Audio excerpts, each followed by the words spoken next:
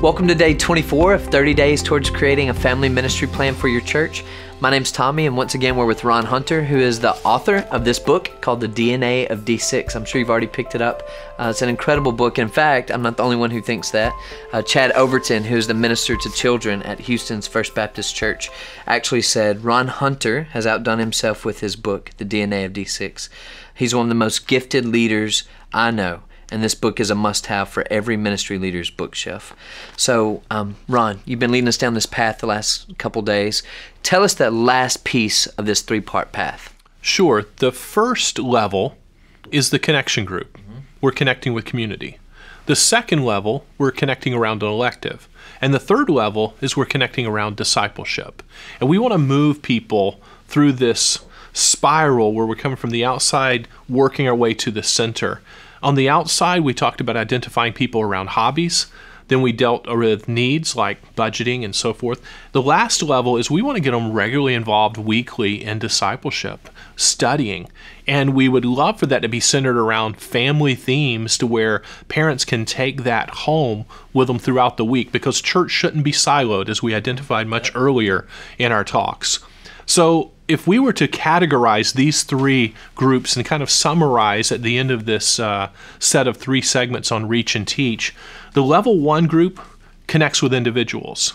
It's about building relationships. Level 2 connects around communities, people who are hurting, people who are going through bereavement, people who are going through addiction, people who need budgeting, people who need parenting. They're communities of people centered around felt needs.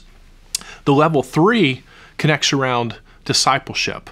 They're about families. We want to actually help families grow together, not just get their nourishment from the church, but to continue that at home.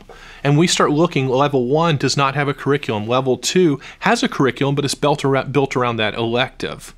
And then level 3, there's definitely a curriculum involved. Level 1, we're just very light. We might pray together, very brief, 1 to 2 minutes, encourage people with a single passage of Scripture.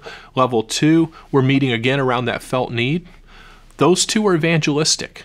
Level 3 is discipleship. So level 1, level 2, reach. Level 3, teach.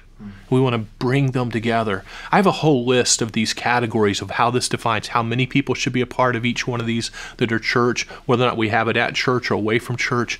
And you can identify these in a lot deeper level as we jump into it that we don't have time for today. Yeah. Well, it reminds me of day 11 when we were talking about minding the gaps, which I think today would be finding the gaps. So as you think through this path in the last couple of days, you've maybe been introduced to it for the very first time. We would just ask you what's missing in these three levels in your church. So have you identified the groups in your church and what level they fall into? And then when you do that, you're going to be able to discover, boy, we have a lot of gaps in reaching our community, or we're not teaching very well at all. So find the gaps this week. Sit down with your team, your volunteer leaders, and let's determine what those are and how we're going to plug those holes. We think you'll be better off after you begin to identify that. Don't forget to go to d6family.com/DNA, where you can pick up the book, The DNA of D6, because you're going to find this incredibly helpful as you're trying to find the gaps and plug those holes. So we can't wait to see you tomorrow. Thank you so much for joining us today. We'll see you soon.